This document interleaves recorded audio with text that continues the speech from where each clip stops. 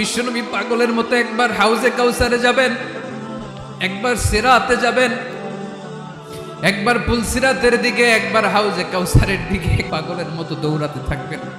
তার কোনো গুনাহগার উম্মত যাতে জাহান্নামে ঢুকে না যায়, সেদিন কেউ সুপারিশ করতে পারবে না বিশ্বনবী ছাড়া। এজন্য 5 নম্বর আল্লাহ বললেন, মান যাল্লাযী ইয়াশফাউ ইনদাহু ইল্লা বিইযনিহি। কার সাহস আছে, কার এত বড় বুকের পাটা কিয়ামতের কঠিন দিন আল্লাহর সামনে দাঁড়িয়ে সুপারিশ করবে? কারো ক্ষমতা নেই, কারো ক্ষমতা নাই। বিশ্বনবী সেদিন সেজদায় পড়ে উম্মতের জন্য কাঁদবেন, সবাই কাঁদবে, নফসি নফসি, আল্লাহ আমারে বাঁচাও, আল্লাহ আমারে বাঁচাও। বিশ্বনবী বলবেন, উম্মতি উম্মতি। বিশ্বনবী আমার জন্য কাঁদবেন, আপনার জন্য কাঁদবেন, আমাদের জন্য সেদিন কেঁদে কেঁদে জাহান্নামের দরজায় দাঁড়িয়ে আমাদেরকে টেনে টেনে জান্নাতে ঢুকাবেন।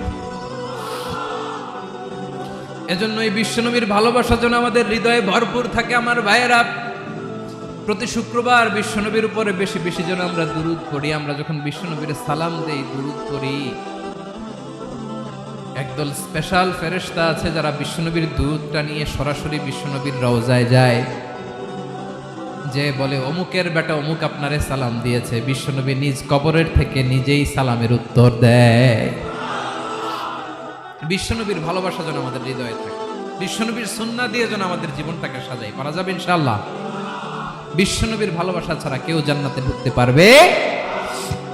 বিশ্বনবীর পক্ষে আমরা বলবো, বিশ্বনবীর পক্ষে আমরা লিখবো, বিশ্বনবীর জন্য আমরা আমাদের কলিজার রক্ত বিলিয়ে দিব, ঠিক কিনা বলেন?